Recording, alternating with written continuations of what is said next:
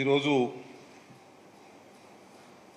ఈ పత్రికా సమావేశం పెట్టడానికి ప్రధానమైనటువంటి కారణం పోలవరం గురించి కొన్ని విషయాలు ప్రజలకు చెప్పవలసినటువంటి అవసరం ఏర్పడింది. ఎందుకంటే అనూహ్యంగా కూటమి అధికారంలోకి వచ్చి చంద్రబాబు నాయుడు గారు ముఖ్యమంత్రిగా ప్రమాణ స్వీకారం చేసిన తర్వాత 5 రోజులకి పోలవరాన్ని సందర్శించి అక్కడి నుంచి కొన్ని మాటలు మాట్లాడారు. ఆ మాటలన్నీ కూడా అవాస్తవాలు, పచ్చి అబద్ధాలు. వాటికి మాజీ ఇరిగేషన్ మంత్రిగా, బాధ్యత కలిగిన వ్యక్తిగా మా వర్షాన్ని ప్రజలకు వినిపించవలసినటువంటి బాధ్యత మాకుంది. చరిత్రలో అవాస్తవాలు వాస్తవాలు కావు, వాస్తవాలు అవాస్తవాలు కావు. చరిత్ర పెద్దాన్ని గమనిస్తూనే ఉంటుంది.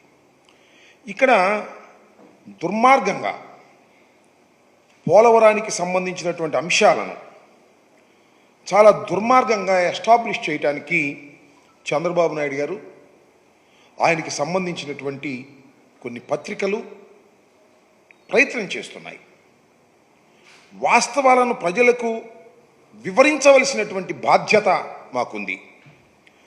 ఒక పత్రికలో రాశారు, పేరు ఎందుకులేండి, పోలవరానికి జగన్ ద్రోహం క్షమించరాని నేరం.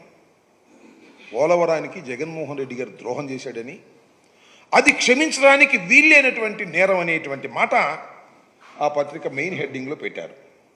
అలాగే కొన్ని చంద్రబాబు నాయుడు గారు చెప్పినటువంటి విషయాల మీద జగన్ కాంప్లికేటెడ్ పోలవరాన్ని జగన్మోహన్ రెడ్డి గారు ముఖ్యమంత్రి అయిన తర్వాత దాన్ని చాలా కాంప్లికేటెడ్ చేశాడు, సర్వనాశనం చేసేశాడు అనేటువంటి మాట.